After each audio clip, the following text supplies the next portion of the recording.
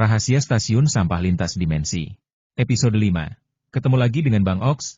Jangan lupa like dan subscribe channel ini ya. Nyalakan lonceng notifikasi agar kamu tidak ketinggalan video-video terbaru dari Bang Ox. KAI Feng berteriak beberapa kali, menyadari bahwa ia pasti mengerti dan sepertinya menyukai nama itu.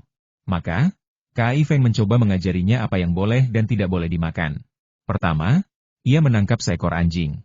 Rambatan tanaman merambat itu dengan cepat meregang, menjerat anjing itu ke pangkalnya bagai kilat. Lendir merembes dari dahannya, membuat anjing itu ketakutan dan menggonggong. Berhenti. KAI Feng terdiam sesaat, lalu dengan cepat menepuk tanaman merambat itu. Nada tanaman merambat itu dipenuhi kebingungan. Ini hewan peliharaanku dan temanmu. Kau tidak boleh memakannya. KAI Feng mendorong tanaman merambat itu. Dulu sulit untuk mencungkilnya, tetapi sekarang ia sangat kooperatif, melepaskannya hanya dengan satu tarikan. KAI Feng bahkan menyentuh anjing itu dengan rambat tanaman merambat itu. Tanaman merambat pemakan manusia itu tampaknya mengerti. Membelai anjing itu dengan tanaman merambatnya dan menghentikan serangannya. Kerja bagus, KAI Feng bersorak gembira, menghadiahi tanaman merambat pemakan manusia itu sepotong daging monster. Tanaman merambat pemakan manusia itu tiba-tiba berlari kecil, mengejar kucing dan anjing lainnya. Ia dengan cepat memanjangkan tanaman merambatnya, melilit seekor kucing, dan seperti orang dewasa yang mengelus anak kecil, menepuk kepalanya sebelum melepaskannya dan mengejar kucing berikutnya. Tiba-tiba, seluruh halaman belakang menjadi kacau. KAI Feng menggosok dahinya, menyadari kegembiraannya terlalu dini. Mengajar makhluk ini adalah tugas yang panjang dan sulit. Setelah awalnya berurusan dengan tanaman merambat pemakan manusia, KAI Feng terus mengutak-atik kartu segudang binatang. Kemampuan berkomunikasi dengan hewan ini sangat menarik dan menyenangkan, dan jika digunakan secara efektif, dapat menciptakan nilai yang sangat besar baginya. Daging monster itu dapat membuat hewan lebih menarik dan cerdas, sementara kartu segudang binatang dapat secara bertahap membuat mereka lebih manusiawi. Ahda, kemarilah dan biarkan aku mengajarimu menari. Pertama, berdiri tegak, silangkan tangan di depan dada, dan menarilah seperti sedang menunggang kuda. Benar. Ahwa, sebagai kucing gemuk, olahraga bukanlah keahlianmu. Belajarlah saja bagaimana bersikap manis. Aku akan mengajarimu beberapa trik. Ahli, kemarilah. Aku akan mengajarimu cara memainkan erhu. Kucing-kucing dan anjing-anjing di halaman belakang hampir dimanjakan oleh ajaran KAI Feng tentang menari, bertingkah manis, dan memainkan erhu. Meskipun hewan-hewan itu tidak terlalu cerdas, mereka belajar dengan lambat dan tidak lengkap, tetapi mereka memahami kata-kata KAI Feng dengan jelas dan benar-benar belajar. Seekor kucing atau anjing tidak perlu melakukan tarian yang sempurna atau memainkan musik yang sempurna. Hanya beberapa langkah sederhana, hanya sebuah lagu pendek, sudah cukup untuk membuat orang kagum. Jika ada yang melihat kucing dan anjing ini belajar menari, bertingkah manis, dan memainkan erhu bersama KAI Feng, mereka mungkin akan langsung terpana. KAI Feng berpikir, aku penasaran apa yang akan dipikirkan orang lain setelah aku mengajari mereka. Hewan peliharaan sebelumnya sudah mengejutkan Jian Hua dan Liu Yin. Jika mereka melihat hewan peliharaan ini di sini, apakah mereka akan ketakutan? Itu masalah. Tapi yang dibawa Jian Hua ke surga hewan peliharaan sempurna baru saja mulai dijual. Jadi tidak perlu terburu-buru. Aku akan mengerjakannya selangkah demi selangkah. Setelah KAI Feng cukup bersenang-senang, ia mulai membereskan sampah di halaman. Meskipun tumpukan sampah itu tampak sepele, ia mau tidak mau menganggapnya serius ketika memikirkannya. KAI Feng segera menyadari bahwa sampah-sampah itu telah disortir oleh hewan-hewan, dan sisa-sisanya telah dimakan. KAI Feng tidak peduli. Meskipun sisa-sisa itu berasal dari dunia abadi dan mungkin kaya nutrisi, KAI Feng tidak akan pernah memungut dan memakannya. Lebih baik memberikannya kepada hewan peliharaan. Kenapa banyak sekali serangga? KAI Feng mengenakan sarung tangan, mengais-ngais sampah, berniat mencari sesuatu yang berharga, ketika ia menemukan banyak serangga di bawah dedaunan ulat bulu, dan ulat sutra. Semuanya memakan dedaunan. Sebagian besar daun layu dan menguning, tetapi beberapa masih hijau, atau campuran hijau dan kuning. Mereka sepertinya vegetarian.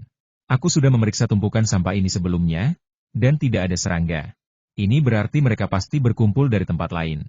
Mungkinkah dedaunan ini lezat? Mata KAI Feng tiba-tiba berbinar, menyadari bahwa dedaunan yang gugur ini, yang telah ia abaikan dan sapu sebagai sampah di dunia abadi, mungkin memiliki nilai di sini.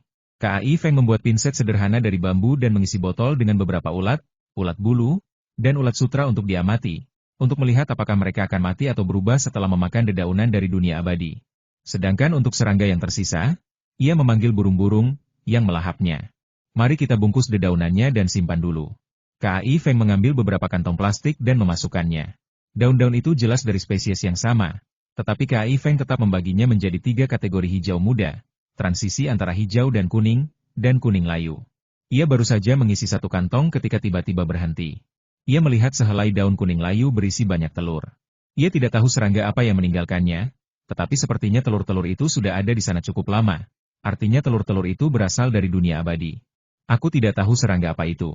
Karena penasaran, KAI Feng menyingkirkan daun itu dan melanjutkan pengepakan, dengan hati-hati memeriksa telur-telurnya. Setelah selesai, ia memiliki sekantong kecil daun hijau muda, 3 kantong daun hijau dan kuning, 20 kantong penuh daun kuning layu, dan 4 daun berisi telur. KAI Feng menyimpan daun hijau dan kuning muda itu di lemari es, menumpuk daun-daun yang layu di sebuah ruangan, dan meletakkan telur-telurnya di dalam sangkar, menggantungnya di samping sarang burung.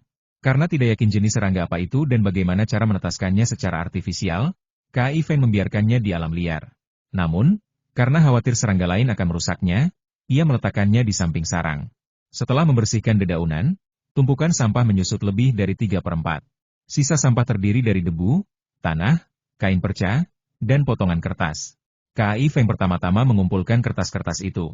Meskipun hanya potongan-potongan kecil, tulisan di atasnya mungkin layak dipelajari. Terlepas dari isinya, kaligrafi yang mengagumkan itu saja sudah layak untuk dikoleksi. KAI Feng menyapu semua debu dan tanah, lalu menumpuknya di bawah pohon prem dan leci di dekat dinding. Ia kemudian menarik-narik kain perca itu, mencari harta karun, mungkin pakaian jangkrik emas atau senjata sihir pelindung. Sayangnya, setiap potongan kain robek. KAI Feng menggeledah sisa sampah beberapa kali, tetapi tidak menemukan barang berharga. Ia membersihkan semuanya dan membuangnya ke tempat sampah di pintu masuk desa. Sebelumnya, desa ini tidak memiliki petugas kebersihan atau tempat sampah umum, hanya tempat pembuangan sampah. Namun, karena tempat ini menjadi semacam objek wisata, komite desa menyewa petugas kebersihan. 5 hari berlalu dengan cepat, tanpa pusaran air atau sampah baru. Hidup KAI Feng terasa santai. Ia tak perlu khawatir tentang surga hewan peliharaan yang sempurna, dan peternakan akuakultur air laut sepenuhnya berada di bawah kendali Suliang dan yang lainnya, dan sebagian besar sudah selesai. Ia hanya sesekali memasak beberapa hidangan untuk restoran makanan laut Zhenhong saat ia ingin. KAI Feng tinggal di halaman sepanjang hari. Tanaman merambat pemakan manusia hampir sepenuhnya jinak, setidaknya mereka tidak akan memangsa hewan. Paus pembunuh yang terluka tiba di pantai sesuai jadwal keesokan harinya. KAI Feng memberinya makan sepotong daging monster dan bermain dengannya sebentar. Ia melakukan hal yang sama selama 2 hari berikutnya.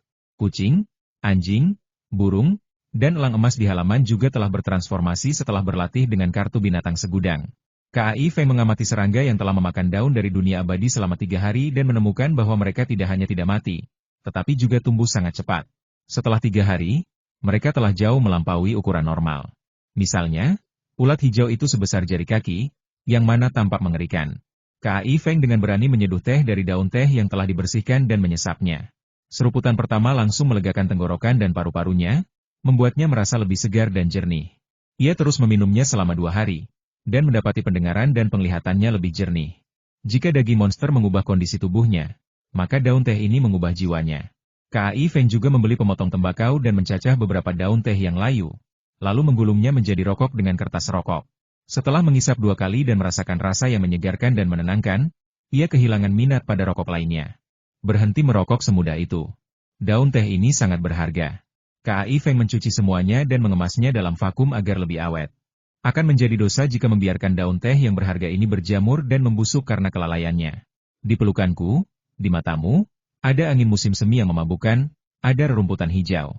Cahaya bulan menyebarkan cinta di seluruh danau, dan api unggun 2 insan menerangi sepanjang malam. Telepon tiba-tiba berdering. KAI Feng melihat Zhu Jianhua yang menelepon, jadi ia menjawabnya. Suara Zhu Jianhua yang bersemangat tiba-tiba terdengar dari telepon Ajing. Ajing, aku punya kabar baik untuk kalian. Kabar baik apa? Tanya KAI Feng. Hewan peliharaan yang kalian bawa laris manis. Penjualan hari ini lebih dari 200.000, kata Zhu Jianhua dengan penuh semangat. Hewan peliharaan tersebut telah dibawa ke Perfect Pet Paradise 5 hari yang lalu, tetapi mereka tidak terburu-buru untuk menjualnya. Sebaliknya, mereka membersihkan dan merawatnya, memvaksinasi mereka, dan mulai beriklan. Mereka resmi meluncurkan penjualan hari ini, dan yang mengejutkan, penjualannya meroket. Banyak sekali, KAI Feng juga terkejut, bertanya dengan curiga. Berapa banyak hewan peliharaan yang kau jual? Apa kau juga menjual kucing belang itu? Tentu saja tidak. Kucing belang kecil itu sekarang bernilai setidaknya 300.000. Kami hanya menjual 4 kucing dan 5 anjing lainnya, kata Zhu Jianhua. Lumayan. KAI Feng sangat puas. Selain elang emas, kucing belang, dan burung beo, kucing dan anjing lainnya hanya diberi sedikit daging monster, dan variasinya tidak terlalu besar. Rata-rata lebih dari 20.000 per hewan peliharaan cukup bagus. Haha, manajer kami berseri-seri kegirangan. Hewan peliharaanmu tidak hanya membuat Perfect Pet Paradise semakin terkenal, tetapi juga menghasilkan banyak keuntungan. Kurasa dia tidak menyangka 20-nya begitu banyak. 80% lainnya sudah ditransfer ke rekeningmu. Lihat nanti. Zhu Jianhua terkekeh, lalu berkata misterius, kami punya kabar fantastis. Kau mungkin juga akan senang. Apa? Rasa ingin tahu KAI Feng terusik. Seorang sutradara telah mengundang Xia Oli untuk membintangi sebuah serial TV dan sedang menunggu tanggapanmu. Zhu Jianhua terkekeh. Kabar baik sekali. Mata KAI Feng berbinar. Beberapa aktor yang kurang dikenal berjuang untuk mendapatkan peran, tetapi Xia Oli akhirnya diundang. Keuntungan dari sebuah serial TV tak terbantahkan bayaran dan eksposur. Jika serial itu menjadi hit, nilai Xia Oli akan meroket. Penasaran? Ia bertanya, serial apa? Dan siapa yang akan membintanginya? Judulnya, Divine Dog, yang dibintangi Kuo Biting. Serial ini tentang seekor anjing dewa. Tetapi jika Xia Oli lolos audisi, dia akan mendapatkan peran yang layak, kata Zhu Jianhua. Wawancara? Tanya KAI Feng santai, pikirannya tertuju pada wajah manis Kuo Biting. Membayangkan bertemu langsung dengannya membuatnya bersemangat. Tentu saja. Meskipun sutradara melihat video daring dan sangat optimistis tentang Xia Oli, bahkan mengundangnya, ada pesaing lain. Salah satunya bahkan menjadi sensasi internet dan telah memenangkan beberapa kejuaraan nasional. Jika Xia Oli tidak tampil bagus, dia kemungkinan besar tidak akan menang. Saya khawatir kalian harus pergi ke sana, kata Zhu Jianhua. Meskipun KAI Feng telah mempercayakan Xia Oli kepada mereka, dia tidak selalu patuh. Jika mereka ingin dia bekerja sama lebih baik, KAI Feng pasti harus turun tangan. Kapan wawancaranya? Tanya KAI Feng. Besok jam 11 pagi, alamatnya di. Jawab Zhu Jianhua. Baiklah, saya akan menjemput Xia Oli dari tempatmu besok untuk wawancara. KAI Feng setuju.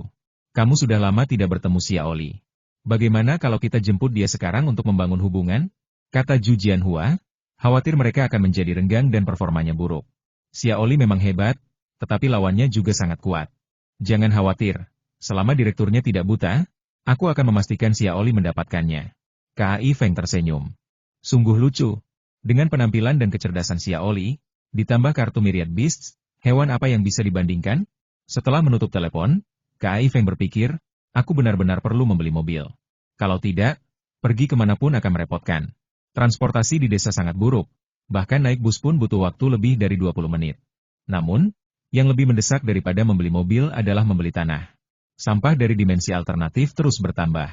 Dengan kecepatan seperti ini, tak lama lagi halaman belakang akan bisa menampungnya. Kalaupun bisa, dia tidak bisa selalu tinggal di dekat tempat pembuangan sampah. Misalnya, kali ini sampahnya berisi sisa makanan, dan baunya sungguh tidak sedap. Bagaimana kalau lain kali ada kotoran sapi? Bagaimana dia bisa tinggal di sana?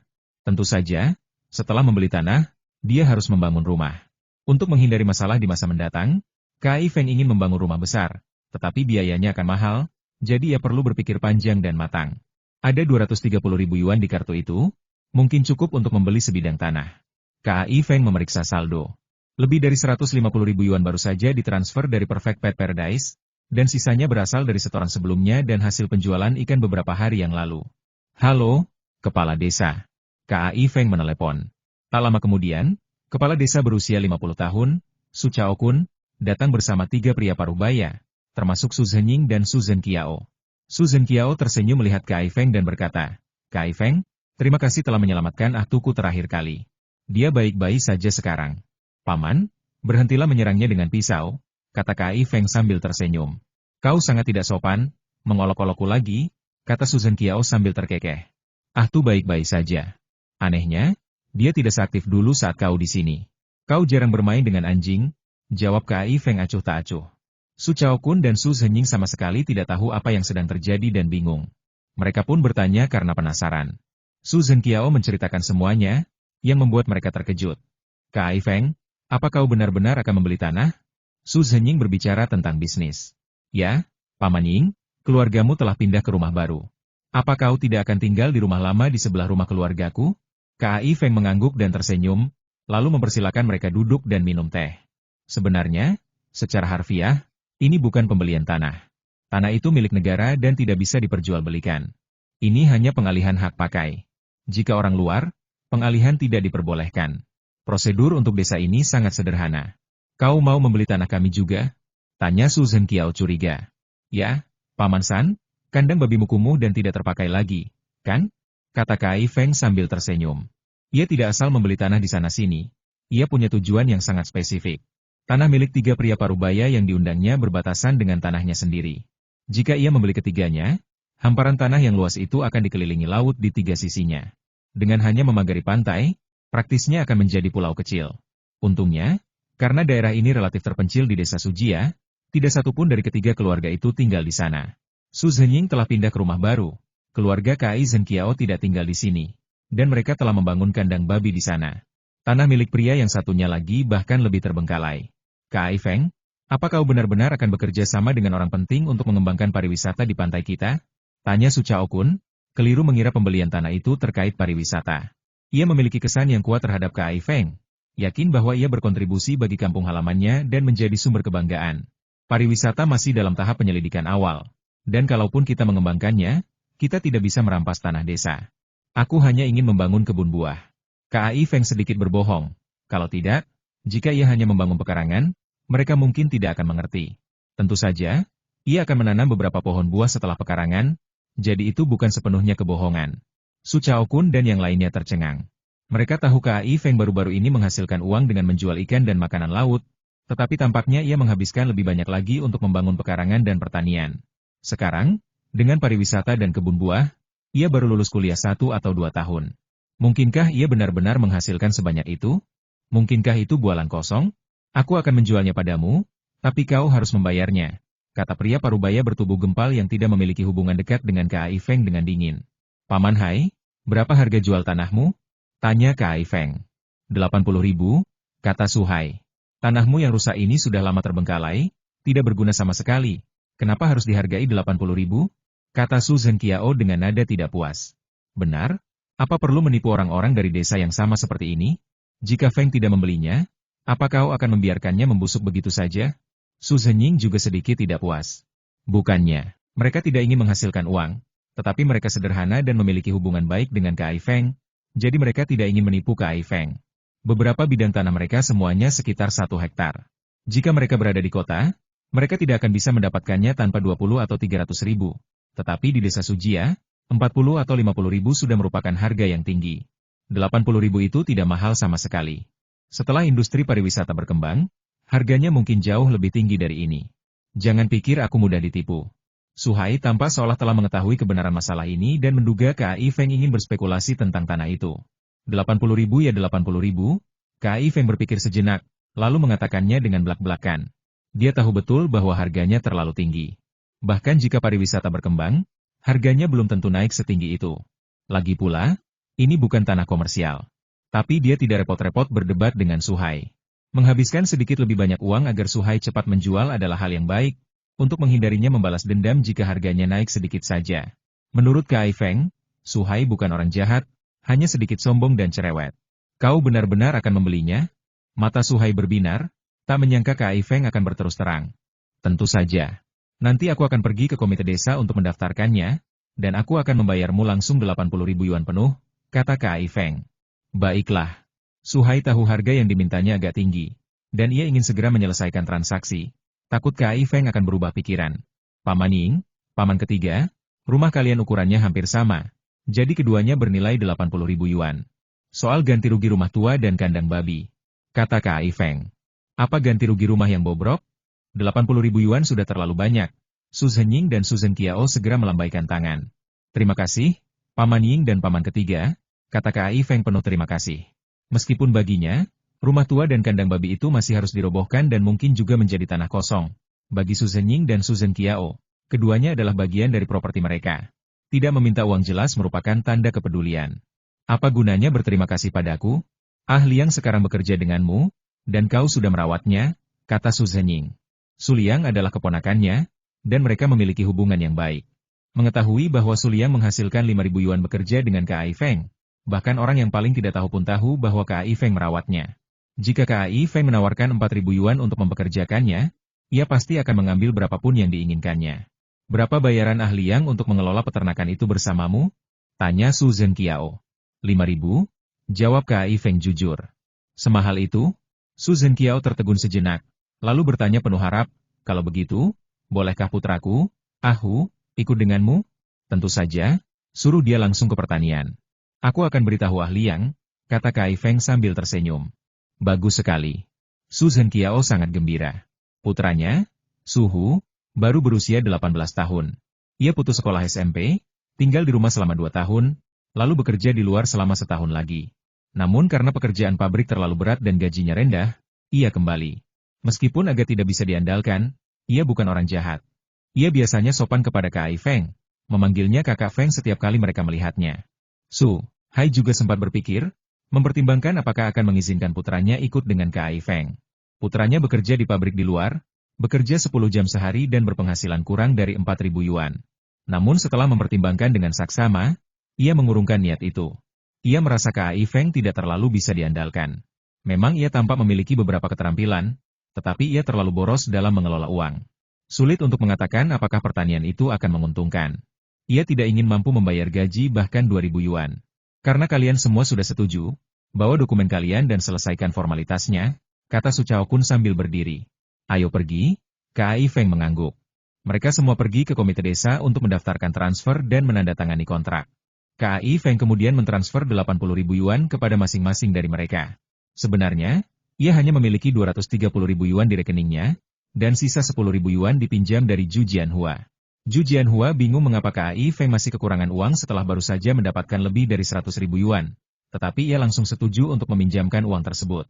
Mereka memiliki hubungan dekat, jadi 10.000 yuan saja sudah merupakan pinjaman alami.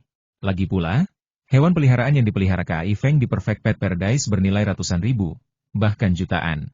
Sekalipun hubungan mereka tidak baik, tidak perlu khawatir KAI Feng akan gagal bayar. Kasihan, kata KAI Feng tanpa berkata apa-apa. Ia menghasilkan uang begitu cepat, tetapi ia telah menghabiskan semuanya bahkan sebelum ia sempat menghangatkan lengannya.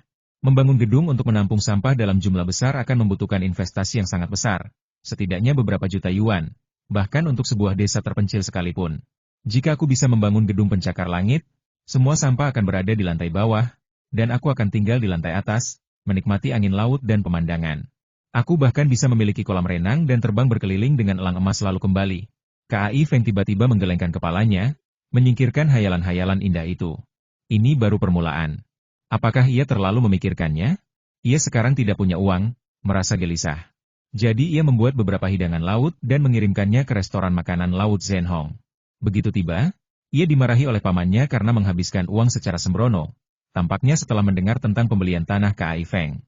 Liu Shu dan Zhao Mengxiang tidak menyebutkan KAI Feng, tetapi mereka sependapat dengannya.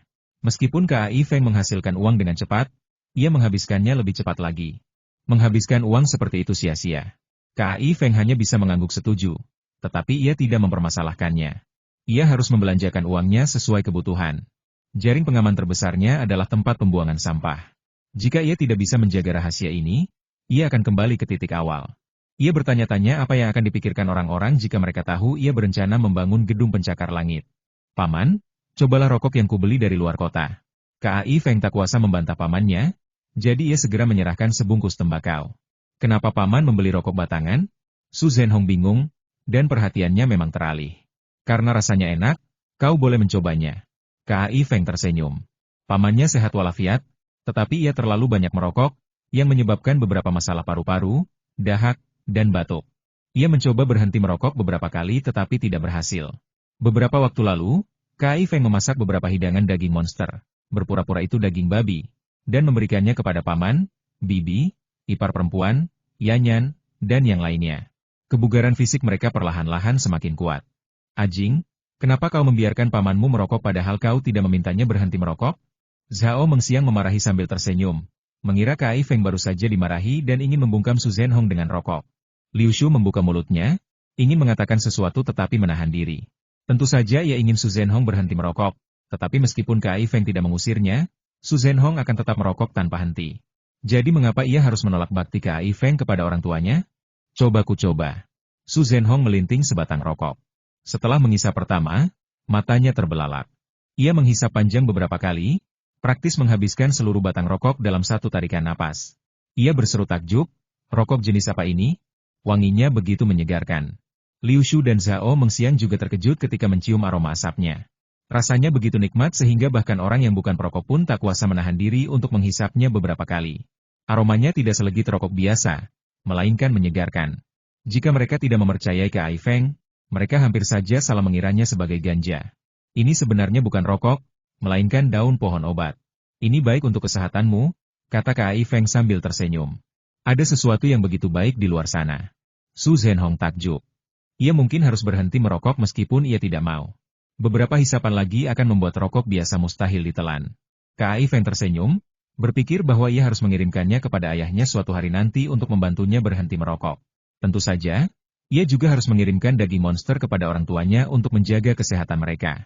Namun, ketika ia memikirkan orang tuanya yang bertanya tentang keadaan di rumah setelah melihat mereka, ia tak kuasa menahan sakit kepala. Ajing, apa kau di dalam? Suara Su Liang terdengar di pintu. Ya, ada apa? Kai Feng keluar dari toko. Ya. Su Liang menggaruk kepalanya dan ragu sejenak sebelum berkata, mereka tidak percaya kau bisa menangkap ikan dengan cara ini, jadi aku dan Xiaolin menggunakan bakso pemberianmu dan mencoba memasukkan satu ke dalam masing-masing dari 3 keramba jaring. Hasilnya, kami telah menangkap banyak ikan, banyak sekali ikan. Apakah anjungan pancingnya sudah siap? Tanya Kai Feng. Semuanya sudah selesai kemarin, hanya tersisa 2 keramba jaring, kata Su Liang. Tidak apa-apa. Memancing pagi-pagi tetaplah memancing. Aku belum melihat bagaimana kau membangunnya, jadi aku ingin melihatnya. Kai Feng dan Su Liang pergi ke teluk bersama dan menaiki perahu nelayan. Tidak seperti kebanyakan peternakan ikan, yang satu ini tidak berada di pantai teluk, tetapi 200 meter dari pantai. Kai Feng dan Su Liang naik perahu dan bisa melihat peternakan ikan mengapung di laut di kejauhan, menyerupai pulau kecil dari jauh. Pada kenyataannya, peternakan akuakultur laut sejati memiliki persyaratan ketat untuk semuanya, mulai dari tempat berlindung dari angin dan suhu air hingga salinitas dan kecepatan arus pasang surut. Jika tidak, tingkat kelangsungan hidup dan laju pertumbuhan ikan akan sangat buruk, yang pada akhirnya menyebabkan kerugian. Secara umum, membangun peternakan seperti milik Kai Feng di tengah laut yang bergelora sama sekali tidak dapat diterima, sehingga banyak tetangga terkejut. Kai Feng, kemari dan lihat semua ikannya. Kai Feng, metode memancing ini luar biasa. Saat Kai Feng tiba, semua orang menyambutnya dengan antusias, ekspresi kegembiraan mereka meluap-luap. Seorang pemuda berambut cepat melangkah maju dan dengan sopan berkata, Saudara Feng. Kai Feng tersenyum dan berkata, Ahu, kau datang begitu cepat. Ikuti aku dan bekerja keraslah. Aku tidak akan memperlakukanmu dengan tidak adil. Pemuda itu adalah Suhu, putra Su Zhenqiao. Ia sengaja memberi hormat, ya, membuat semua orang tertawa. Kai Feng melompat dari perahu nelayan ke anjungan. Ia melihat sekeliling dan tak kuasa menahan senyum, merasa sangat puas. Anjungan itu menyerupai papan raksasa, membentang di atas laut. Namun, anjungan itu memiliki 10 lubang besar, masing-masing berisi 10 keramba jaring apung berdiameter 10 meter. 9 keramba jaring apung di sekitarnya memiliki pintu masuk yang memungkinkan orang masuk tetapi tidak keluar, sementara yang di tengah merupakan keramba akuakultur yang sebenarnya. Menurut rancangan Kai Feng, papan-papan ini digantung dengan pelampung, setengah meter di atas permukaan laut. Papan-papan itu begitu tebal dan kokoh sehingga bahkan jika hiu menyerang, berdiri di atasnya akan aman. Kai Feng berjalan melewati anjungan ikan dan memuji, keahlianmu sungguh luar biasa. Dibuat dengan indah. Su Liang tersenyum, itu semua berkat pelatihan pertukangan Xiaolin. Dia sendiri hampir menjadi tukang kayu, jadi tentu saja keahliannya sangat tinggi. Su Xiaolin menjawab dengan rendah hati, tidak, keahlianku bahkan tidak mendekati tukang kayu sungguhan. Ayah Su Xiaolin adalah seorang tukang kayu, yang terkenal karena keahliannya, bahkan membuat kursi, sofa, dan pintu kayu yang indah. Terpengaruh oleh hal ini, Su Xiaolin juga menjadi cukup terampil dalam pertukangan. Meskipun tidak sehebat ayahnya, membangun anjungan ikan tentu saja berada dalam genggamannya. Kai Feng tersenyum dan berkata, terima kasih atas kerja keras kalian semua. Ayo kita kumpulkan ikan-ikannya. Kami akan memberi kalian bonus setelah kalian menjualnya. Mendengar ini, semua orang menjadi bersemangat dan mulai mengumpulkan jaring di sekitar 3 keramba ikan, yang telah diisi bakso dan penuh ikan. Kai Feng mendekat dan terkejut melihat banyaknya ikan. Mungkin karena jaring-jaring itu dipasang di tengah laut, alih-alih di tepi pantai, yang kali ini menarik ikan dari segala arah, keramba berdiameter 10 meter itu dipenuhi berbagai macam ikan, masing-masing beratnya setidaknya beberapa ratus kilogram. Karena begitu banyak ikan, Mereka khawatir jaring tidak akan mampu menampungnya. Jadi mereka harus mengumpulkannya dengan hati-hati, menggunakan kantong jaring saat mengambilnya. Semua orang tampak tertawa, menyeringai saat mereka meraup hasil tangkapan. Mereka belum pernah mendapatkan tangkapan sebesar ini seumur hidup mereka. Monster! Suhua tiba-tiba berteriak, hampir menjatuhkan kantong jaringnya. Semua orang menoleh dan melihat sebuah batu bergerak di dasar jaring.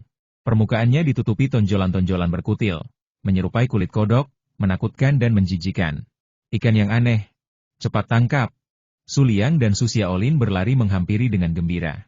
Mereka tidak tahu apa itu. Tetapi sejak mereka menangkap ikan anglerfish raksasa itu dan menjualnya seharga puluhan ribu yuan, mereka menjadi sangat menyukai ikan-ikan aneh. Hati-hati. Itu ikan batu, beracun. KAI Feng belum pernah melihatnya secara langsung, tetapi ia pernah melihatnya saat menonton Man and Nature, dan mengingatnya dengan jelas karena sangat aneh. Sial. Mustahil. Su Liang dan Su Xiaolin terkejut dan berhenti. Tidak hanya beracun, tapi juga mematikan. KAI Feng segera menjelaskan kepada mereka bahwa ikan batu adalah ikan yang sangat berbisa di alam, dan sengatannya yang mematikan telah digambarkan sebagai sengatan paling menyakitkan yang dapat ditimbulkan manusia. Ikan batu lebih suka bersembunyi di dasar laut atau di bawah terumbu, menyamar sebagai batu yang tak mencolok. Jika seseorang secara tidak sengaja menginjaknya, ia akan segera dan cepat membalas, melepaskan racun yang mematikan. 12 hingga 14 duri setajam jarum di punggungnya dapat dengan mudah menembus sol sepatu dan menusuk kaki, dengan cepat meracuni korban dan menyebabkan rasa sakit yang hebat hingga kematian. Jadi apa yang harus kita lakukan? Melepaskannya? Tanya Su Liang. Tentu saja tidak. Meskipun ikan batu beracun dan jelek, dagingnya empuk dan tidak bertulang kecil. Ikan ini sangat bergizi, memiliki manfaat obat, melancarkan air liur, melembabkan paru-paru, dan bahkan memiliki efek mempercantik bagi mereka yang memiliki masalah kulit. Kandung kemih ikan, setelah dikeringkan, diolah menjadi perut ikan untuk direbus dalam sup. Ini adalah hidangan lezat yang menyaingi sirip hiu dan sarang burung terbaik. KAI Feng tersenyum. Berapa harganya? Mata Su Liang, Su Xiaolin, dan yang lainnya berbinar. Benar saja, ikan aneh ini tidak murah. Saya tidak tahu harga pasarannya saat ini, tapi seharusnya setidaknya 200 yuan per jin. Kalau dijual ke hotel besar, mungkin harganya lebih mahal lagi, kata KAI Feng. Kalau begitu, kita harus mengangkatnya, apapun yang terjadi. Asal hati-hati jangan sampai disentuh. Su Liang, Su Xiaolin, dan yang lainnya langsung melupakan rasa takut mereka. Ikan batu ini beratnya 3 atau 4 jin, yang berarti lebih dari 600 yuan. Bagaimana mungkin mereka melepaskannya? Semua orang mengambil keramba dan jaring ikan, dengan hati-hati memasukkan ikan batu ke dalamnya dan mengangkatnya. Saat keramba terus naik, mereka menemukan segerombolan ikan batu di dasar. Mereka mengangkat semuanya, totalnya 25 ekor, dengan berat lebih dari 40 kilogram. Hei, siput jenis apa ini? KAI Feng melihat seekor siput yang tidak dikenal merayap di sepanjang jaring. Cangkangnya indah, melingkar, halus, berwarna putih keabu-abuan, dengan banyak riak jingga merah di bagian belakangnya. Penasaran? KAI Feng mengambil ember dan mengambilnya. Butuh waktu hampir 1 jam untuk mengangkut ketiga keramba ikan tersebut, yang diperkirakan totalnya lebih dari 1000 kilogram. Tangkapan pertama di tempat pemancingan ini tak diragukan lagi merupakan panen yang melimpah, dan itu pun hanya dengan 3 keramba. Bayangkan betapa banyaknya jika 9 keramba digunakan. Tentu saja, hasil tangkapan belum tentu 3 kali lebih banyak. Selalu ada batas jumlah ikan. KAI Feng memilih beberapa ikan dan udang dari setiap jenis, lalu melemparkannya ke keramba akuakultur pusat, membawa sisanya ke darat. Banyak penduduk desa berkumpul dengan rasa ingin tahu. Dulu, bahkan jika KAI Feng menangkap banyak ikan, mereka akan mengagumi dan takjub, tetapi mereka tidak terlalu memperhatikan. Namun sekarang berbeda. Siapapun yang mengikuti KAI Feng berpenghasilan 5.000 yuan sebulan, dan semua orang ingin tahu apakah KAI Feng bisa menghasilkan uang dan apakah ia sanggup membayar gajinya. Orang tua dan kerabat beberapa pemuda yang bekerja dengannya sangat khawatir. Namun ketika mereka melihat KAI Feng dan timnya membawa keranjang demi keranjang ikan, mereka benar-benar tercengang. Wah, banyak sekali ikannya. Bagaimana kalian bisa menangkapnya? Dan cukup banyak lobster raksasa, abalon, dan kepiting. Monster seperti batu apa itu? Melihat keheranan penduduk desa, Su Liang, Su Xiaolin, Su Hu, dan yang lainnya tak kuasa menahan diri untuk tidak menggembungkan kepala, berseri-seri penuh kebanggaan. Sebelumnya, beberapa tetua skeptis dengan keputusan mereka untuk bergabung dengan KAI Feng, karena menganggap gaji bulanan 5.000 yuan adalah tipuan. Sekarang tampaknya mereka benar. KAI Feng memanggil Zhao Zi dan Qian Shufeng.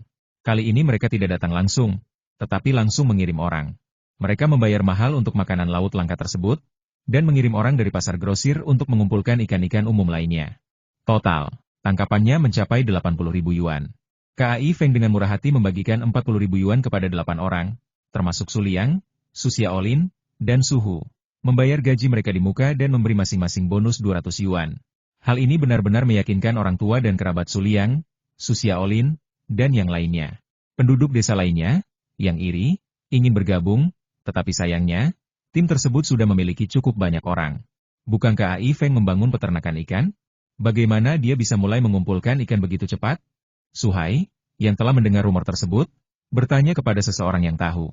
Konon katanya itu bukan tambak ikan, melainkan tempat pemancingan baru yang didatangkan dari luar negeri. Kudengar tempat itu bahkan belum sepenuhnya dibangun, tapi setelah uji coba 1 hari saja, mereka sudah menghasilkan 80.000 yuan. Luar biasa. Orang-orang dengan pendidikan dan keterampilan tinggi itu berbeda. Mereka bahkan lebih jago memancing daripada kita. Sayang sekali dia sudah punya cukup banyak staf. Kalau tidak, aku harus memohon padanya untuk mengizinkanku bergabung. Su Hai benar-benar tercengang, sangat menyesalinya. KAI Feng sebelumnya telah setuju untuk membiarkan putra Su Zhen Qiao bergabung di depannya. Jika dia bertanya, KAI Feng pasti akan sulit menolaknya. Tapi sekarang sudah terlambat. Anak muda, keong itu sangat indah. Bagaimana kalau menjualnya padaku seharga 200 yuan? Saat KAI Feng sedang berjualan ikan, beberapa turis dari pantai ikut bersenang-senang karena ikan batu itu sangat menarik perhatian. Namun, seorang pria parubaya menyukai keong yang dipungut KAI Feng. Tidak dijual, kata KAI Feng. 1.000, pria parubaya itu berpikir sejenak lalu berkata. Tidak dijual, KAI Feng menggelengkan kepalanya. 3.000. Pria parubaya itu tiba-tiba menaikkan harga 3 kali lipat, membuat Su Liang, Su Xiaolin, dan beberapa penduduk desa di sekitarnya tenang. Siput tak berarti yang mereka abaikan ini ternyata bernilai 3.000, bahkan lebih mahal dari lobster. Tanpa diduga, KAI Feng masih berkata dengan tenang, tidak dijual. Su Liang dan Su Xiaolin diam-diam mendorong KAI Feng, merasa cemas padanya. Itu hanya siput, dan dia tidak akan menjualnya seharga 3.000. Kamu tidak akan menjualnya seharga 3.000 untuk seekor siput. Berapa lagi yang kamu inginkan? Aku ingin membelinya untuk istriku. Dia menyukai hal-hal yang aneh dan indah ini. Kalau tidak, dia tidak akan menghabiskan 3.000. Pria parubaya itu berkata dengan sedikit ketidakpuasan, merasa bahwa KAI Feng meminta harga yang selangit. Apa maksudmu dengan 3.000? Seorang wanita menawan dengan pakaian renang One PH mendekat. Sayang, siput ini cantik, tidakkah kau suka? Pria parubaya itu tersenyum. Cukup cantik, tapi 3.000 yuan terlalu mahal. Jangan buang-buang uangmu. Wanita parubaya itu tersenyum, jelas senang suaminya bersedia membelikannya hadiah, tetapi ia tidak ingin membuang-buang uang. Anak muda, maukah kau menjualnya seharga 1.000 yuan? Jangan pikir kami bisa memerasmu hanya karena kami punya uang. Berapa harga seekor siput? Jika kau merindukan desa ini, kau tidak akan pernah melihat kuil ini lagi. Tidak? KAI Feng menggelengkan kepalanya lagi. Lupakan saja, biarkan saja membusuk. Wanita parubaya itu memutar bola matanya dan menarik pria parubaya itu menjauh. Jing, siput jenis apa ini? Seberharga itu? Kau bahkan tidak akan menjualnya seharga 3.000 yuan? Tanya Su Liang. Dan Su Xiaolin, Su Hu, dan yang lainnya mendekat untuk melihat lebih dekat. Kalau tidak salah, ini pasti Nautilus, kata KAI Feng. Awalnya dia tidak mengenali siput itu, tetapi kemudian dia mencarinya di Baidu dan menemukan jawabannya. Cangkang spiral Nautilus halus, berbentuk cakram, dan menyerupai paruh burung beo, itulah sebabnya ia dinamai demikian. Nautilus adalah moluska purba dengan sejarah ratusan juta tahun, namun penampilan dan kebiasaan mereka hanya sedikit berubah. Dikenal sebagai fosil hidup, mereka sangat berharga untuk mempelajari evolusi hewan. Nenek moyang mereka berjumlah lebih dari 30 spesies, tetapi mereka punah bersama dinosaurus dalam bencana alam 65 juta tahun yang lalu. Beberapa keturunan Nautilus yang tersisa, yang ditemukan di Samudra Hindia dan Atlantik, termasuk Nautilus ponte, Nautilus pusar dalam, Nautilus berkepala besar, dan 2 spesies yang kurang terdefinisi dengan baik. Saat ini, Nautilus sama langkahnya dengan panda raksasa. Bagaimana mungkin KAI Feng menjualnya seharga beberapa ribu yuan? Ia sebenarnya sedang berjuang. Ia tidak bisa menjualnya dengan harga berapapun. Nautilus adalah spesies yang dilindungi, dan dilaporkan akan menjadi bencana. Nautilus jenis siput apa? Su Liang bertanya dengan rasa ingin tahu. Nanti ku ceritakan. KAI Feng membawa Nautilus itu di dalam ember ke restoran makanan laut Zhenhong. Su Liang dan Su Xiaolin mengikutinya dengan rasa ingin tahu. Mereka paling mengenal KAI Feng dan tahu bahwa KAI Feng tidak pernah merugi dalam berbisnis. Di restoran makanan laut Zhenhong, KAI Feng menempatkan Nautilus itu di dalam akuarium. Su Zhenhong dan yang lainnya mengetahui bahwa KAI Feng telah menghasilkan puluhan ribu dolar dalam sekejap mata. Mereka tak kuasa menahan rasa senang untuk KAI Feng. Berpikir bahwa meskipun anak ini agak boros dalam hal uang, kemampuannya menghasilkan uang sungguh luar biasa. Siput macam apa ini, Jing? Apakah ini untuk hewan peliharaan? Tanya Zhao Mengxiang ketika melihat KAI Feng meletakkan siput itu di akuarium dan merasa siput itu sangat indah. Aku bahkan belum pernah melihat siput seperti ini sebelumnya, kata Su Zhenhong terkejut. Seseorang baru saja menawar 3.000, Jing, tapi kau tidak menjualnya, kata Su Liang sambil tersenyum. 3.000? Su Zhenhong, Liu Shu, dan Zhao Mengxiang semuanya tercengang. Mereka tidak menyangka siput ini bisa dijual seharga 3.000. Su Zhenhong dan Liu Shu bertanya-tanya apakah KAI Feng terlalu serakah. Zhao Mengxiang tiba-tiba teringat kejadian dengan kayu Roseward lebih dari 10 hari yang lalu, dan berpikir bahwa KAI Feng pasti punya alasan untuk tidak menjualnya. KAI Feng mengambil foto Nautilus dan mengunggahnya di forum Zongyun Oceanarium. Ia tidak bermaksud menyembunyikannya. Ia tidak menjual Nautilus itu atau menjualnya secara legal. Jika tidak, bahkan jika terjual puluhan ribu atau ratusan ribu, itu akan ilegal dan tidak sepadan. KAI Feng sekarang, apakah ia perlu melanggar hukum untuk menghasilkan uang? Yang tidak KAI Feng duga adalah tak lama setelah mengunggahnya, ia menerima telepon, dan ID peneleponnya berasal dari Zongyun Oceanarium. Jantung KAI Feng berdebar kencang saat ia menjawab telepon. Halo. Sebuah suara tua yang bersemangat terdengar di ujung telepon. Halo, saya ahli paleontologi Ebo, saat ini sedang melakukan penelitian di Zongyun Oceanarium. Apakah postingan tentang Nautilus di forum itu yang Anda posting? KAI Feng menjawab, ya. Suara di ujung telepon semakin bersemangat. Kau masih menyimpan Nautilus itu, kan? Di mana kau sekarang? Aku akan segera ke sana. Dan tolong jangan menjual atau merusaknya. Jaga baik-baik. Suara lelaki tua itu lebih kuat daripada mantra Tang Sanzang, membuat KAI Feng pusing. Akhirnya, KAI Feng memberinya alamat, dan kurang dari 1 jam kemudian, seorang lelaki tua berambut putih dan seorang lelaki parubaya bergegas ke restoran makanan laut Zhenhong. Meskipun usianya sudah tua, mata lelaki tua itu berbinar. Ia melihat Nautilus di dalam akuarium dan segera mendekat. Ini benar-benar Nautilus. Aku tak pernah menyangka ada Nautilus di daerah ini, dan sebesar ini juga. Mata Yebo berbinar, dan ia menatap Nautilus itu, tak menyadari sekelilingnya. Tiba-tiba, pupil matanya mengecil, seberkas cahaya berkelebat, dan ia berkata dengan penuh semangat, Nautilus ini harus segera dikirim ke akuarium. Xiao Ming, kemari dan bantu. Guru, mereka belum memberikan persetujuan. Pria parubaya itu terdiam. Guru memang hebat dalam segala hal, tetapi ketika bersemangat, mereka melupakan semua etiket sosial. Oh, siapa yang menangkap Nautilus ini? Tanya Yebo. Aku? KAI Feng mengangkat tangannya. Tidak apa-apa mengirim Nautilus ini ke akuarium, kan? Ini kontribusi untuk penelitian ilmiah, kata Yebo. Bukan tidak mungkin mengirimnya ke akuarium, asalkan kamu mampu. KAI Feng tersenyum. Ia telah mengetahui bahwa menurut Undang-Undang Perlindungan Sumber Daya Satwa Liar Perairan, Nautilus dapat dijual secara legal dengan persetujuan dari Kementerian Pertanian dan biaya perlindungan sumber daya sebesar 30.000 yuan yang dibayarkan kepada negara untuk setiap ekornya. Jika dijual kepada perorangan, mendapatkan persetujuan dari Kementerian Pertanian tidak akan mudah. Tetapi menjualnya ke akuarium tidak akan menjadi masalah. Akuarium pasti akan mengurus semua dokumennya dengan mudah. Kamu mau jual berapa? Yebo menatap KAI Feng dengan senyum tipis. 150.000, kata KAI Feng, meninggalkan Su Zhenhong, Su Liang, Su Xiaolin, dan yang lainnya ternganga. Harganya memang selangit, tetapi mereka bahkan lebih terkejut dengan apa yang akan terjadi. Setuju? Aku akan segera mentransfer uangnya kepadamu, jawab Yebo tegas, nyaris tanpa jeda. Baiklah kalau begitu. KAI Feng memperkirakan 150.000 agak terlalu tinggi. Ia mengira Yebo akan menawar, tetapi melihat betapa lugasnya Yebo, ia tiba-tiba merasa dirugikan. Namun, kata-kata yang terucap bagaikan air yang tumpah, dan sulit ditarik kembali. Dan bagaimana dengan biaya perlindungan sumber daya 30.000 yuan? Tanya KAI Feng. Kau tidak menjual Nautilus. Oceanarium Zongyun milik negara. Menyerahkannya ke akuarium sama saja dengan menyerahkannya kepada negara. Aku juga tidak akan membelinya. Aku hanya memberimu subsidi. Yebo berkata dengan serius, dan ia segera mentransfer 150.000 yuan kepada KAI Feng. KAI Feng tertegun sejenak. Jadi ini mungkin. Dengan cara ini, biaya perlindungan sumber daya dan pajak dibebaskan. Bisakah kau memberiku akuarium kecil ini? Tanya Yebo. Tentu saja. KAI Feng mengangguk. Setelah menghasilkan 150.000 yuan, memberi seseorang akuarium adalah hal yang tepat. Xiao Ming, kemari dan bantu. Bawa Nautilus ini ke akuarium sesegera mungkin. Dia sedang hamil dan akan segera melahirkan, kata Yebo. Lalu ia dan pria parubaya itu memindahkan Nautilus itu bersama akuariumnya.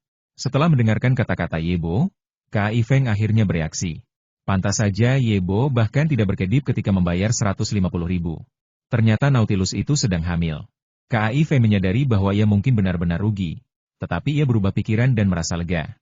Lagi pula, Nautilus hanya bertelur beberapa hingga puluhan, dan tingkat keberhasilan penetasan belum tentu tinggi. Tidak mudah bagi mereka untuk melakukan penelitian ilmiah. Paling-paling, dia hanya bisa menganggapnya sebagai kontribusi untuk penelitian ilmiah. Bagaimanapun, 150.000 itu sepadan. Hanya Su Zhenhong, Zhao Mengxiang, Liu Shu, Su Liang, dan Su Xiaolin yang tahu bahwa Kai Feng telah menghasilkan 150.000 yuan dengan menjual cangkang Nautilus. Mereka menyimpannya untuk diri mereka sendiri. Ada pepatah yang mengatakan bahwa kekayaan tidak boleh ditunjukkan kepada publik. Penghasilan Kai Feng baru-baru ini sangat tinggi, jadi tidak perlu menambahkan bahan bakar ke api dan menghindari menarik perhatian. Su Liang dan Su Xiaolin segera kembali ke tempat pemancingan dan memasang 2 keramba yang tersisa. Mereka bersemangat untuk perjalanan memancing berikutnya, dan mereka selalu ingat bahwa jika mereka menemukan spesies yang aneh dan asing, mereka harus selalu menangkapnya terlebih dahulu. Koki kecil, kau di sini. Bisakah kau memasak untuk kami? Koki kecil, kami datang jauh-jauh ke sini hanya untuk menikmati masakanmu. Bisakah kau meluangkan waktu untuk memasak untuk kami? Banyak pelanggan di restoran makanan laut Zhenhong mengenali Kai Feng dan memanggilnya ketika ia keluar dari dapur. Tentu saja, mereka semua sangat sopan, karena mereka tahu koki muda itu memasak sesuai suasana hatinya. Sebaiknya bersikap sopan jika mereka ingin ia memasak. Seseorang pernah dengan agresif menawarinya uang, merogoh kocek 10.000 yuan untuk sepiring hidangan, tetapi diabaikan. Oke, tunggu sebentar, kata Kai Feng sambil tersenyum. Ia sedang dalam suasana hati yang baik hari ini dan tidak keberatan memasak beberapa hidangan lagi dan mendapatkan sedikit uang tambahan. Meskipun ia baru saja mendapatkan 1900.000 yuan, selain membayar Su Liang dan yang lainnya, itu masih terasa kurang. Ia belum membangun di atas tanah yang baru dibelinya, belum membeli mobil, dan masih meminjam perahu nelayan dari keluarga Kai Liang. Ia akhirnya harus membeli perahu sendiri, dan semua itu membutuhkan biaya. Belum lagi cita-citanya yang jauh dan besar membangun gedung pencakar langit. Kai Feng, sekali lagi, pulang untuk memasak kerang panas, menyiapkan lebih dari 30 hidangan berturut-turut dengan cepat, memuaskan banyak pelanggan yang datang berkunjung. Mereka memuji makanannya yang lezat. Kai Feng membawa beberapa hidangan laut segar lagi, hanya untuk melihat pemilik restoran barbeque di sebelahnya, dikelilingi oleh petugas polisi dengan anjing polisi, sedang menginterogasi mereka. Pemiliknya tampak pendiam dan menggelengkan kepala. Paman, polisi ada di sini. Ada apa? Tanya Kai Feng, sambil memasuki dapur. Kudengar mereka sedang mencari penjahat, tapi aku tidak tahu detailnya. Su Zhenhong menggelengkan kepala, ekspresinya acuh tak acuh. Ia pernah bertugas di militer selama beberapa tahun di masa mudanya, jadi ia tidak takut pada polisi seperti penduduk desa lainnya. Alih-alih, ia justru merasa familiar. Tak lama kemudian, beberapa petugas polisi datang dan menginterogasi Su Zhenhong. Ternyata mereka memang sedang mencari penjahat komplotan perampok mobil lapis baja. Mereka bahkan sempat muncul di berita malam lokal 2 hari yang lalu. Komplotan bersenjata itu sangat brutal. Meskipun perampokan gagal, mereka telah menembak mati 2 orang yang membawa uang tunai. Hati-hati. Jika Anda melihat orang-orang dengan ciri fisik yang mirip dengan orang-orang ini, jangan langsung berhadapan langsung, dan segera hubungi polisi. Polisi parubaya berwajah kota itu menunjuk beberapa foto dan mengatakan bahwa wajah para pria di foto-foto itu tertutup sehingga tidak terlihat. Petugas Wang, apakah para penjahat ini melarikan diri ke kota Qingyun? Tanya Kai Feng. Ketika polisi parubaya berwajah persegi itu menunjukkan kartu identitasnya, ia melihat namanya Wang Xiao. Kemungkinan besar mereka masih bersembunyi di kota Qingyun. Wang Xiao mengangguk. Apakah Anda punya petunjuk tentang mereka? Mengapa Anda tidak menggunakan anjing polisi untuk melacak jejaknya? Tanya Kai Feng lagi. Haha, anak muda, Anda cukup berpengetahuan. Kami mengandalkan anjing polisi untuk melacak jejak dan sampai di sini. Sayangnya, jejaknya terputus, dan anjing polisi tidak maha kuasa. Wang Xiao tertawa. Saya punya lebih dari selusin anjing dengan kemampuan pelacakan yang baik.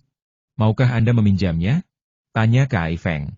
Alasan ia mengajukan diri bukan semata-mata karena keadilan, tetapi karena para penjahat telah melarikan diri ke daerah sekitar, dan ia selalu merasa tidak nyaman jika tidak membasmi mereka. Kai Feng tidak mengkhawatirkan dirinya sendiri. Jika penjahat berani memasuki halaman belakangnya, mereka pasti akan keluar masuk dengan cepat. Lupakan elang emas dan selusin anjing ganas itu. Tanaman merambat pemakan manusia saja sudah cukup untuk menempatkan mereka dalam situasi yang mengerikan. Setelah memberi mereka makan daging monster selama beberapa hari terakhir, tanaman merambat itu telah tumbuh pesat dan sekarang dapat dengan mudah mengikat beberapa orang. Kai Feng hanya mengkhawatirkan keluarga pamannya dan penduduk desa, terutama gadis kecil Yanyan. Penjahat senang menggunakan anak-anak sebagai sandera. Jika dia mampu tetapi tidak melakukan apapun, dan akhirnya menyebabkan kerabat atau kenalannya menderita, dia akan sangat menyesalinya. Oh, anjing jenis apa mereka? Mata Wang Xiao sedikit berbinar. Beberapa anjing pemburu yang terlatih tidak jauh lebih buruk daripada anjing polisi. Jika mereka berpengalaman di medan, mereka bahkan dapat melampaui mereka dalam banyak hal. Su Zhenhong dan Zhao Mengxiang juga menatap Kai Feng dengan rasa ingin tahu. Mereka tahu Kai Feng punya banyak anjing. Dia bilang dia mengadopsi mereka dari kebun binatang. Tetapi bukankah itu anjing liar yang terlantar? Apakah mereka memiliki keterampilan melacak? Kebanyakan anjing lokal, kata Kai Feng jujur. Wang Xiao dan petugas lainnya terdiam. Apa yang mungkin bisa dilakukan anjing lokal? Jangan sebut-sebut anjing lokal. Kau membuang-buang waktu kami, balas seorang perwira muda. Anak muda, aku menghargai kebaikanmu, tapi lupakan saja. Nada bicara Wang Xiao jauh lebih lunak, meskipun ia jelas tidak tertarik pada anjing-anjing lokal. Petugas Wang, tunggu sebentar. Anjing-anjingku memang hebat. Bagaimana kalau kau lihat dulu sebelum mengambil keputusan akhir? Kai Feng segera meraih Wang Xiao dan tiba-tiba meniup peluit. Sesaat kemudian, seekor elang emas melesat di langit, meluncur turun, dan mendarat di bahu Kai Feng. Elang emas yang cantik. Mata Wang Xiao dan para perwira lainnya berbinar. Su Zhenhong, Zhao Mengxiang, dan Liu Shu juga terkejut. Mereka tahu Kai Feng punya elang, karena sering terbang di atas halaman, tetapi mereka tidak menyangka elang itu begitu patuh. Pergi, panggil anjing-anjing ke sini, kata Kai Feng kepada elang emas itu. Elang itu menggonggong dan terbang pergi, kembali ke jalan asalnya. Kau menyuruh elang ini membawa anjing-anjing? Wang Xiao mengira ia salah dengar. Ya, ada masalah apa? Kai Feng mengangkat bahu. Wang Xiao dan yang lainnya terdiam. Aneh rasanya kalau tidak ada masalah. Bagaimana mungkin seekor elang memahami tugas rumit itu? Bahkan elang emas yang paling terlatih pun tidak mungkin sepintar itu. Kan? Mereka mengabaikan Kai Feng dan terus bertanya kepada penduduk desa lain tentang komplotan perampok itu. Tak lama kemudian, teriakan keras tiba-tiba terdengar dari langit. Wang Xiao dan yang lainnya secara naluriah menoleh dan tercengang melihat seekor elang emas terbang turun dari langit, diikuti sekawanan anjing yang mengejarnya. Elang emas itu benar-benar mengerti perintah itu dan membawa anjing-anjing itu mendekat. Berbaris. Salam, teriak Kai Feng kepada anjing-anjing itu saat mereka berlari ke arahnya. Dan di bawah tatapan tak percaya semua orang, lebih dari selusin anjing dengan cepat membentuk barisan rapi seperti tentara, bahkan melihat ke kanan. Kemudian, mereka semua mengangkat kaki depan kanan mereka ke alis kanan dan memberi hormat dengan hormat. Wang Xiao, Su Zhenhong, Zhao Mengxiang, Liu Shu, dan pelanggan lain di toko itu semua ternganga kaget. Seorang anak laki-laki menatap belasan anjing itu dengan mata terbelalak, melupakan es krimnya yang bergoyang-goyang hingga akhirnya jatuh ke tanah dengan bunyi gedebuk. Anjing-anjing ini terlatih sekali. Seru Wang Xiao takjub. Sial, mereka bahkan lebih rapi daripada kita, umpat seorang polisi muda kaget. Hanya lebih rapi daripada kau? Seorang polisi yang lebih tua berhenti sejenak, lalu menepuk kepala polisi muda itu sambil menyeringai. Meskipun terkesima dengan pelatihan anjing-anjing itu, mereka tak ingin disebut lebih buruk dari anjing. Pengamatan lebih dekat menunjukkan bahwa sebagian besar anjing memang ras lokal, hanya sedikit yang merupakan anjing German Shepherd, Doberman, dan sejenisnya. Terlepas dari rasnya, mereka semua tampak sangat berotot dan gagah, dengan bulu berkilau dan mata tajam, membuat mereka tampak luar biasa. Bagaimana indera penciuman dan kemampuan melacak mereka? Wang Xiao terpaksa menghilangkan prasangkanya terhadap anjing lokal, bertanya dengan penuh harap. Seharusnya bagus, kata Kai Feng. Bisakah kita mengujinya? Tanya Wang Xiao. Tentu saja, kata Kai Feng kepada Labrador yang memimpin tim. Ada, kemarilah. Labrador itu berjalan mendekati Kai Feng dan menggosokkan kepalanya ke kaki Kai Feng, lalu menatapnya. Biarkan dia mencium ini. Wang Xiao mengulurkan sapu tangan. Kai Feng mengambilnya dan menyerahkannya kepada Ada, yang mengendusnya sebelum mengembalikannya kepada Wang Xiao. Tunggu di sini. Wang Xiao mengambil sapu tangan itu dan berjalan ke semak-semak di belakang restoran makanan laut. Ia menggali lubang dan menguburnya. Kemudian ia berjalan kembali dan berkata, suruh dia mengambil sapu tangan itu. Ada, ambilkan sapu tangan yang baru saja kau undus, perintah Kai Feng. Labrador itu segera melesat keluar dan kembali dalam waktu kurang dari setengah menit, memegang sapu tangan di mulutnya, yang kemudian diserahkannya kepada Kai Feng dengan penuh semangat. Bagaimana? Kai Feng menoleh ke arah Wang Xiao dan bertanya. Bagus sekali, Wang Xiao mengangguk, meskipun sebenarnya ia cukup terkejut. Ia merasa sangat terganggu sebelumnya. Sapu tangan itu sudah dicuci tetapi belum dipakai, jadi baunya sangat samar. Bahkan anjing-anjing polisinya pun akan kesulitan menemukannya. Namun anjing Labrador Retriever ini berhasil menemukannya dalam waktu yang begitu singkat. Anjing-anjing lain punya indera penciuman yang sama. Biar mereka bantu? Tanya Kai Feng. Oke, tentu saja, kata Wang Xiaoriang. Ia mengeluarkan kantong plastik dari tasnya, yang berisi kantong hitam, yang kemungkinan ditinggalkan oleh para perampok. Kai Feng mengambilnya, menyuruh setiap anjing mengendusnya, lalu memberi instruksi. Ada, kau ke timur. AR, kau ke barat. Asan, kau ke tenggara. Semuanya, berpencar dan kejar. Setelah menemukannya, berkumpul kembali di sini dan ayo pergi. Dengan perintah Kai Feng untuk pergi, lebih dari selusin anjing tiba-tiba berlari ke segala arah. Pemandangan ini sekali lagi mengejutkan Wang Xiao dan yang lainnya. Mereka merasa bahwa anjing-anjing ini benar-benar terlatih dengan baik, bahkan lebih terlatih daripada anjing polisi mereka sendiri. Wang Xiao dan yang lainnya tidak sepenuhnya menaruh harapan pada anjing itu. Mereka terus mencari petunjuk di area tersebut, sementara Kai Feng terus mencari uang dengan memasak makanan laut untuk pelanggan. Setelah sekitar 1 jam, Labrador itu kembali lebih dulu, terengah-engah dengan lidah terjulur, jelas kelelahan karena berlari. Sebagai hadiah, Kai Feng memberinya sepotong daging monster. Ada, apa yang kau temukan? Tanya Kai Feng. Aku menemukan aroma yang sama di sana. Labrador itu menggonggong 2 kali. Ada apa? Apa mereka menemukannya? Wang Xiao dan yang lainnya berlari menghampiri. Ya, ada mencium aroma yang sama dengan tas hitam itu? Kai Feng mengangguk. Bagus sekali, Wang Xiao sangat gembira, melirik Labrador itu dengan kagum. Xiao Jin, panggil anjing-anjing lain kembali. Kai Feng menginstruksikan elang emas itu, yang kemudian terbang. 2 kekuatan terbesarnya adalah kecepatannya, yang mencapai 300 km per jam, memungkinkannya untuk dengan cepat mengejar anjing-anjing itu. Kekuatan terbesarnya yang kedua adalah penglihatannya, setidaknya Agustus 10 kali lipat penglihatan manusia. Ia dapat melihat kelinci sepanjang 45 cm dari jarak 3 km. Xiao Jin, yang dibesarkan dengan pola makan daging monster, bahkan memiliki penglihatan yang lebih baik. Lebih lanjut, Kai Feng telah melatih elang emas itu sehingga jika ia menggonggong dengan frekuensi tertentu, anjing-anjing lain akan mengikutinya. Oleh karena itu, memanggil anjing-anjing itu kembali adalah suatu kemudahan yang sempurna. Elang itu kembali tak lama setelah terbang, membawa kawanannya. Ayo pergi, kita tangkap orang itu, kata Kai Feng. Terima kasih atas bantuanmu. Wang Xiao sangat menghargai bantuan heroik Kai Feng. Kalau tidak, meskipun ia meminjamkan anjing-anjing itu, mereka tidak akan bisa menjalankan tugas mereka dengan efektif. Jelas mereka hanya menuruti Kai Feng. Kai Feng, kau mau ikut juga? Zhao Mengxiang dan Liu Shu tampak khawatir. Kau harus pergi. Itu hal yang baik, tapi jangan sok pahlawan. Ikuti saja di antara para petugas, kata Su Zhenhong dengan sungguh-sungguh. Jangan khawatir, Bibi, Paman, dan kakak ipar. Aku akan membiarkan anjing-anjing itu memimpin jalan sementara aku bersembunyi di balik para petugas, kata Kai Feng sambil tersenyum. Ia memang berniat melakukan itu. Ia bukan polisi, jadi ia tidak punya kewajiban untuk memimpin jalan. Jangan khawatir, aku akan menjamin keselamatannya dengan nyawaku sendiri. Wang Xiao menghiburnya. Para polisi dan Kai Feng, bersama anjing-anjing itu, mengikuti Labrador itu, berlari ke satu arah. Mereka segera meninggalkan pantai dan memasuki ladang sayur. Meskipun sebagian besar penduduk di sepanjang pantai adalah nelayan, ada juga beberapa petani. Semakin jauh dari pantai, semakin banyak petani yang ada. Jauh sekali, dan mereka belum sampai. Labrador itu telah berlari 7 atau 8 kilometer tanpa henti. Meskipun Kai Feng sengaja memperlambat lajunya, Wang Xiao dan yang lainnya masih terengah-engah. Mereka tercengang. Dalam waktu kurang dari 1 jam, Labrador itu telah melacak jarak sejauh itu. Kemampuan melacaknya luar biasa, bukan? Wang Xiao menoleh ke arah Kai Feng, dan kembali terkejut. Kebugaran fisik tim mereka jauh lebih baik daripada orang biasa. Lagi pula, mereka adalah pasukan polisi khusus, namun mereka semua terengah-engah dan berkeringat deras.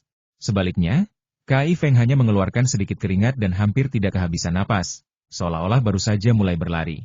Kebugaran fisiknya luar biasa, bukan? Guk-guk-guk. Saat mereka memasuki ladang jagung, Labrador itu akhirnya menggonggong 2 kali. Kai Feng dan Wang Xiao bergegas menyusul. Mereka melihat sepetak kecil tanah yang runtuh di tengah ladang jagung, tumpukan tanah di tengahnya. Menggalinya, terlihat arang dan tongkol jagung kosong. Tak sulit menebak ada orang yang sedang memanggang jagung di sana. Kalau Labrador itu tidak salah, itu pasti para perampok. Guk-guk-guk. Gonggongan anjing-anjing lain yang bersama Kai Feng, mengendus-endus. Beberapa anjing polisi akhirnya berhasil mengendus, yang membuat Wang Xiao dan petugas lainnya merasa sedikit malu. Tentu saja, pikiran itu hanya sesaat, tergantikan oleh kegembiraan karena telah menemukan para penjahat. Terus kejar, kata Wang Xiao, setelah menelepon kantor polisi untuk melapor. Oke, ada, ikuti jejaknya, perintah Kai Feng. Go! Gonggong Labrador itu, lalu pergi. Sebenarnya, berdasarkan jejak jagung yang runtuh, Kai Feng dan Wang Xiao bisa saja mengikuti jejaknya. Tetapi begitu keluar dari ladang jagung, mereka masih harus mengandalkan indera penciuman anjing-anjing itu. Setelah melacak selama lebih dari 1 jam, Wang Xiao dan yang lainnya kelelahan. Kai Feng, yang juga merasa sedikit lelah, ingin berhenti dan beristirahat. Tiba-tiba, anjing Labrador Retriever itu berjongkok, mengambil posisi mengintai, dan merayap maju. Mata Kai Feng berbinar. Para perampok pasti sudah dekat. Setelah anjing Labrador Retriever itu berjongkok, anjing-anjing lain mengikutinya, berjongkok maju. Melihat ini, Wang Xiao dan yang lainnya sekali lagi tercengang. Anjing-anjing ini sangat terlatih. Mereka tampak seperti tim SWAT. Bagaimana tepatnya mereka dilatih? Terkejut, Wang Xiao memberi isyarat, dan semua petugas polisi, mengikuti anjing-anjing itu, diam-diam mengepung mereka. Sialan, polisi mengejar kita. Sementara itu, seorang pemuda yang bertengger di pohon, menggunakan teropong untuk berjaga-jaga, memanfaatkan posisinya untuk melihat Kai Feng, Wang Xiao, dan yang lainnya mengejar mereka. Ia mengumpat dengan marah dan segera turun. Sialan! Secepat itu, kapan polisi-polisi ini jadi begitu handal? Ketiga pria yang beristirahat di bawah pohon itu memucat, bangkit berdiri dan bergegas memikul barang-barang mereka. Meskipun melarikan diri dengan tergesa-gesa, mereka tetap berhati-hati. Selain memanggang jagung di ladang jagung, seharusnya mereka hanya meninggalkan sedikit jejak, sehingga sulit dilacak. Jadi, mereka tidak habis pikir bagaimana polisi bisa mengejar secepat itu. Seolah-olah mereka tahu persis kemana mereka menuju. Ayo pergi, seorang pria parubaya berkacamata dan berpenampilan sangat anggun segera mengenakan topeng. Baik, saudara Wen, ketiga pria lainnya mengangguk serempak, mengenakan topeng mereka juga, dan mereka terjun ke hutan lebat, melarikan diri dengan kecepatan penuh. Meskipun kelelahan setelah 2 hari 1 malam melarikan diri, mereka merasa harus mengerahkan sisa tenaga mereka. Bahkan, setelah lolos dari polisi di jalan raya dan memasuki kota Qingyun, saudara Wen mempertimbangkan untuk berpisah dan berpura-pura menjadi turis. Lagi pula, mereka bertopeng saat perampokan, dan jika mereka berpisah, mereka mungkin bisa lolos dari kejaran polisi tanpa ketahuan. Namun, setelah pertimbangan matang, saudara Wen memutuskan lebih baik kabur bersama. 2 pemuda dalam kelompok itu tidak bisa diandalkan. Mereka pasti akan gugup di depan polisi dan mengungkap kelemahan mereka. Jika salah satu dari mereka tertangkap, 3 lainnya akan berada dalam bahaya. Saudara Wen sebenarnya adalah seorang intelektual bergelar universitas. Sebelum melakukan kejahatan, ia telah mempelajari metode pelacakan polisi, terutama kemampuan penanganan kasus kepolisian kota Zongyun. Ia memperkirakan setelah lolos dari kejaran polisi di jalan raya, mereka akan relatif aman. Mereka hanya perlu kabur dari kota Qingyun melalui hutan dan pulang. Sayangnya, sepertinya ia salah perhitungan. Raung. Saat keempat perampok mulai kabur, Labrador itu tiba-tiba berdiri dan berbalik menggonggong ke arah Kai Feng. Ada apa? Tanya Wang Xiao, menyadari perilaku Labrador yang tidak biasa itu. Ada bilang baunya tiba-tiba semakin jauh, kata Kai Feng. Apa mereka melihat kita? Wang Xiao terkejut. Ia mendongak dan mengunci pandangannya pada sebuah pohon tinggi di kejauhan. Itu adalah tempat yang sempurna untuk pengintaian, dengan pandangan yang jelas ke segala arah dalam radius 1 kilometer. Mereka mungkin melihat kita. Coba saja, kata Wang Xiao serius. Kejar, perintah Kai Feng, dan anjing Labrador itu pun pergi, diikuti anjing-anjing lainnya. Tentu saja, Wang Xiao, dan yang lainnya mengikuti. Saat mereka melewati tempat para perampok tadi berada dan melihat jejak di tanah, Wang Xiao sekali lagi terkejut dalam hati.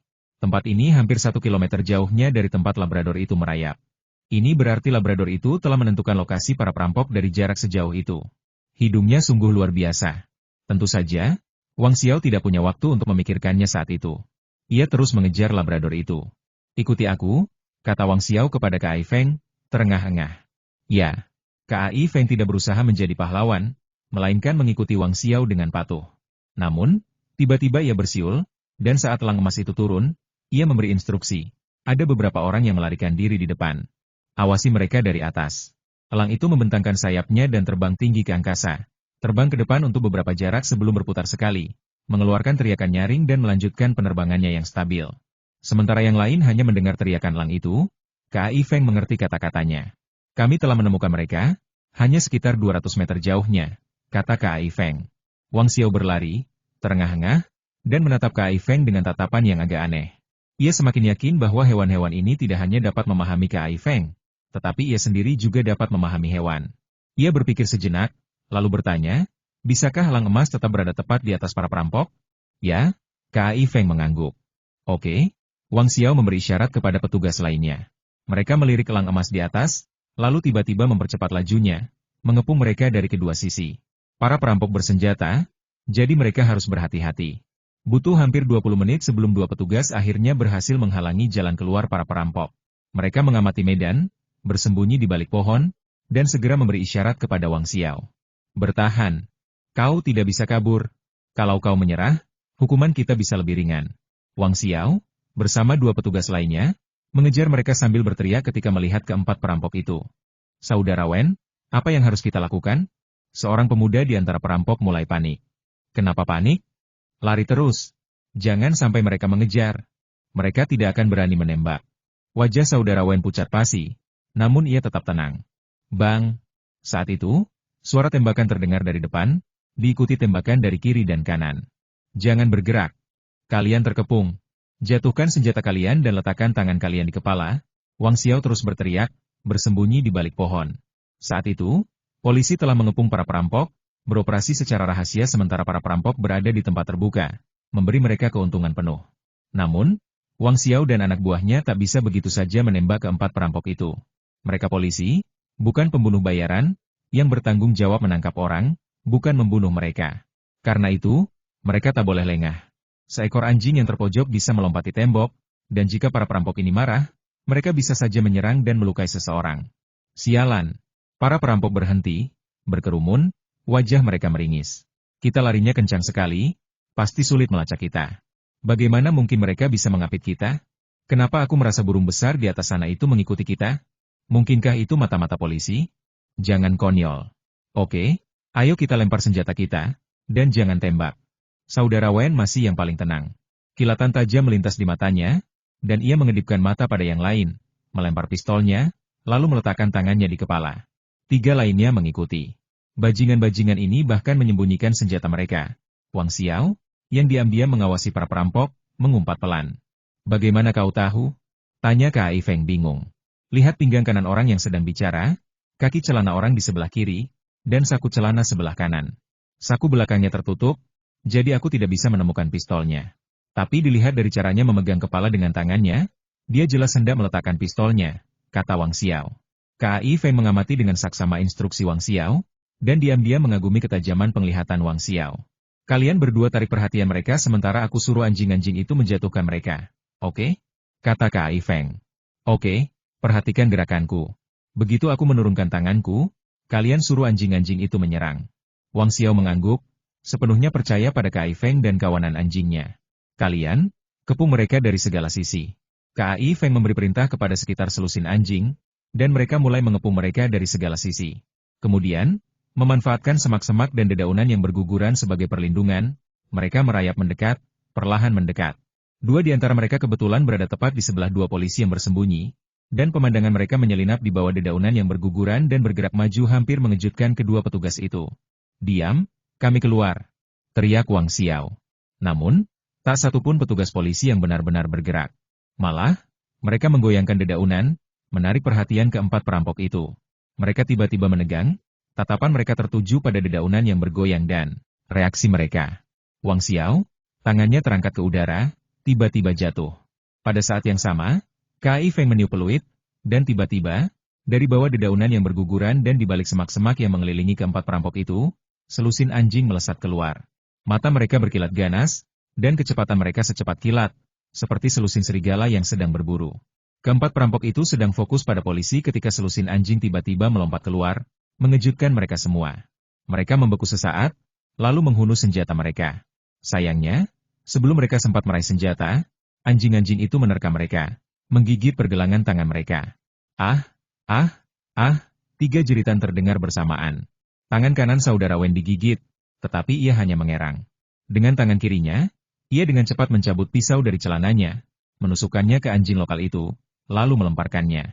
Saudara Wen nyaris tak berhenti, tiba-tiba melompat dari patahan di sebelahnya, dan dengan cepat berguling menuruni lereng bukit. Kejar dia! Polisi bergegas keluar dan menembak saudara Wen.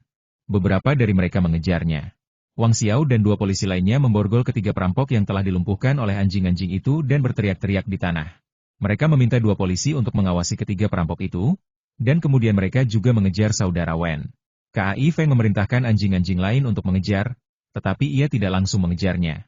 Sebaliknya, ia berjongkok untuk memeriksa anjing yang terluka itu dan menemukan bahwa ia telah ditusuk di perut kiri. Lukanya sangat dalam dan berdarah. KAI Feng mengerutkan kening dan segera menekan lukanya. Biar aku saja. Salah satu dari 2 petugas polisi yang menjaga ketiga perampok itu segera mengeluarkan kotak P3K dari tasnya dan mulai merawat anjing itu. Ia tampak cemas. Meskipun mereka baru saling kenal sebentar, ia sungguh menyayangi anjing-anjing itu. Secara teknis, anjing itu terluka untuk mereka, dan mereka akan sangat sedih jika mati. Sementara polisi merawat luka anjing itu, KAI Feng segera mengeluarkan sebungkus daging kering yang tersegel dari sakunya dan memberikannya sepotong demi sepotong kepada anjing itu. Hei, pendarahannya sudah berhenti. Kok rasanya sudah normal kembali? Tepat setelah mereka selesai merawat anjing itu, kedua petugas polisi itu tercengang melihat betapa cepatnya pendarahan berhenti dan betapa cepatnya ia pulih. Matanya cerah dan bersemangat, dan ia menjilati tangan KAI Feng dengan lidahnya. Tidak terlihat terluka parah atau sekarat. Kedua petugas polisi itu takjub dengan ketangguhan anjing itu yang luar biasa. Tentu saja, mereka tidak menyadari daging monster yang diberikan KAI Feng, mengira itu hanya daging kering biasa. 2 petugas, tolong urus dia untukku, kata KAI Feng kepada petugas lainnya. Jangan khawatir, kami akan baik-baik saja di sini. Kedua petugas itu mengangguk. 6. Aku akan membantumu membalas dendam. KAI Feng menepuk kepala anjing itu, lalu berdiri dan berlari ke arah pelarian saudara Wen. Hal ini membuat kedua petugas itu tiba-tiba mengerut, dan mereka terkejut. Sial, ini terlalu cepat. Kalian tahu, mereka telah mengejar mereka sepanjang jalan dan kelelahan. Kecepatan mereka telah menurun drastis. Namun, KAI Feng, yang telah berlari bersama mereka sepanjang jalan, tampaknya tidak memiliki kekuatan lagi. Ia berlari dengan kecepatan yang mengkhawatirkan, hampir lebih cepat dari seorang pelari cepat. KAI Feng hanya perlu melirik elang emas yang sedang menatap Wen Ge dari atas untuk mengetahui arahnya, dan ia segera menyusul Wang Xiao dan yang lainnya. Petugas Wang, aku akan menghabisinya dulu. KAI Feng tidak berhenti, melainkan berlari melewati Wang Xiao dan yang lainnya, terus maju. Jangan-jangan orang itu berbahaya, teriak Wang Xiao terengah-engah. Namun, saat ia selesai berbicara, KAI Feng sudah berjarak 10 meter, dan yang bisa dilihatnya hanyalah sosok yang menjauh dengan cepat. Sial, ini terlalu cepat. Fisik itu, luar biasa. Para petugas lainnya tercengang. Mereka selalu membanggakan kekuatan fisik mereka. Saat menggoda wanita, atribut mereka yang paling mengesankan dan meyakinkan adalah kekuatan fisik mereka. Namun saat ini, mereka merasa kekuatan fisik mereka benar-benar kurang. Cepat, kejar dia. Orang itu dalam bahaya, teriak Wang Xiao, sambil mempercepat langkahnya. Para petugas lainnya juga mempercepat langkah mereka, tetapi wajah mereka langsung memucat, sambil memegangi perut mereka yang sakit.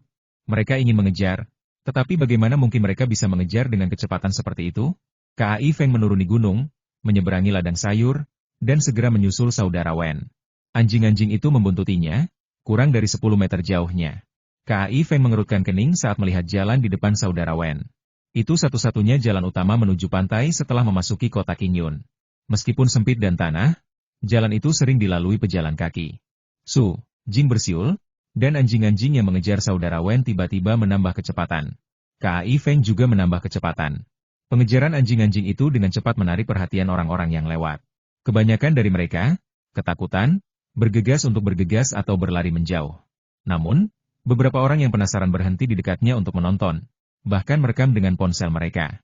Saudara Wen melompati pagar pembatas jalan dan berlari menuju pejalan kaki terdekat, sikapnya yang garang dengan jelas menunjukkan bahwa ia akan menangkap seseorang. Tepat saat saudara Wen melangkah melewati pagar pembatas, selusin anjing, dipimpin oleh seekor labrador, melompat. Pagar pembatas setinggi lebih dari 1 meter, dengan lebih dari selusin anjing berbaris untuk melompat, merupakan pemandangan yang spektakuler. Guk guk guk. Anjing-anjing itu mengepung saudara Wen. Bahkan saat ia mengacungkan pisau, mereka tidak menunjukkan rasa takut. Namun, setelah menerima perintah KAI Feng, mereka menahan diri untuk tidak menyerang dengan gegabah. Minggir. Wajah saudara Wen meringis. Ia terus mengacungkan pisau, menjaga anjing-anjing itu tetap di tempatnya. Wus. KAI Feng bergegas, secepat kilat, melompati pagar pembatas dan mendaratkan tendangan keras di punggung saudara Wen. Saudara Wen terpental, meluncur 2 meter ke tanah. Separuh wajah dan tangannya memar, dan tubuhnya berlumuran lumpur dan pasir. Ia berjuang untuk berdiri, tetapi Kai Feng melompatinya dan menginjak punggungnya dengan keras. Saudara Wen mengerang, memuntahkan seteguk darah, lalu pingsan. Kai Feng mengangkat saudara Wen, yang beratnya lebih dari 100 pon, dengan mudah, seolah-olah sedang mengangkat kain, dan melemparkannya ke pinggir jalan. Ia kemudian melepas bajunya dan mengikat tangannya dengan baju itu. "AR, Asan, panggil petugas," kata Kai Feng kepada kedua anjing itu. "Guk guk." Anjing-anjing itu segera melompati pagar dan kembali ke jalan yang sama saat mereka datang untuk menjemput Wang Xiao dan yang lainnya. Sementara itu, Labrador dan anjing-anjing lainnya, mereka berdiri diam di samping Kai Feng, memperhatikan saudara Wen. Meskipun terengah-engah, mereka tetap bersemangat dan tatapan mereka tajam. "Sial, jenius sekali. Jenius sekali. Jenius sekali." Seorang pemuda berambut pirang dicat, melihat semuanya, wajahnya tampak terkejut sekaligus gembira.